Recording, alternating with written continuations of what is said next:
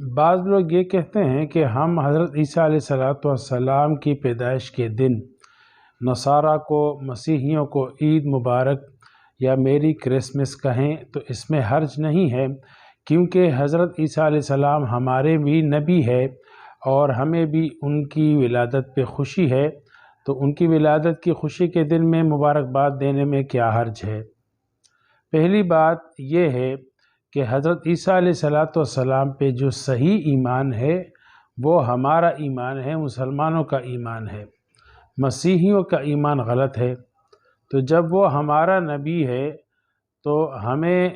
خوشی ہے تو ہمیں مبارکباد لینی چاہیے، ان کو چاہیے کہ ہمیں مبارکباد دے۔ ہم ان کو مبارکباد کیوں دے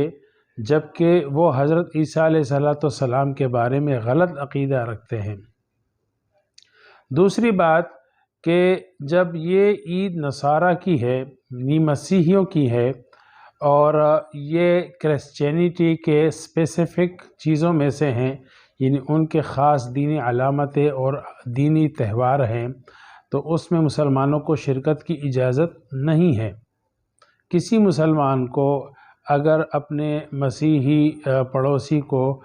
بچے کی پیدائش پر یا شادی بیاہ پر یا کسی بھی خوشی میں مبارکباد دینی ہے تو اس کی بلا شبہ اسلام میں اجازت ہے، لیکن اس بات کی اجازت نہیں ہے کہ جو تہوار اور جو خوشی کے دن اور جو خوشی کے رسم و رواج ان کے دینی اور مذہبی تہوار ہیں تو اس میں کسی مسلمان کو شرکت بھی جائز نہیں ہے، اور مسلمان اس کو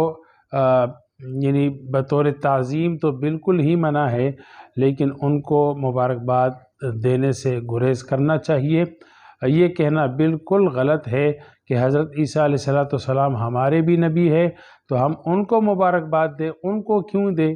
اس لیے کہ صحیح ایمان تو ہمارا ہے، ہم ان کو اللہ کے بندے اور رسول مانتے ہیں، جبکہ ان میں سے بہت سارے لوگ ان کو خدا کا درجہ دیتے ہیں، یہوہ کہتے ہیں اور یا ابن اللہ کہتے ہیں، اللہ کا بیٹا کہتے ہیں۔ تو یہ ساری چیزیں ان کی حضرت عیسیٰ علیہ السلام کے ایمان کے بارے میں غلط ہے، تو ان کے نبی تو نہ ہوئے تو ہم ان کو کس مد میں میری کرسمس کہے یا ہیپی کرسمس کہے یا حضرت عیسیٰ علیہ السلام کی پیدائش کی مبارکباد ان کو کس وجہ سے دے؟ بلکہ ہمیں خوشی ہے تو لوگوں کو چاہیے کہ ہمیں کہے کہ حضرت عیسیٰ علیہ السلام کی ولادت آپ کو مبارک ہو، لیکن اسلام میں کسی نبی کی ولادت پر عیدیں منانا اور کسی نبی کی وفات پر غم منانا یہ صحابہ کرام اور نبی کریم صلی اللہ علیہ وسلم سے احادیث مبارکہ میں منقول نہیں ہے، تو مسلمان اس سے احتراز کرتے ہیں۔ ہمیں نبی کریم صلی اللہ علیہ وسلم اور صحابہ کرام کے طرز زندگی کو نمونہ بنا کر ہمیں اپنی خوشی کا بھی اظہار کرنا ہے، اور ہم نے اپنے غم میں بھی انہی کی سیرت کو اور انہی کو ہم نے اسوہ حسنہ بنا کر ہم نے اپنی خوشی اور غمی منانی ہے۔ وآخر دعوانا الحمدللہ رب العالمین۔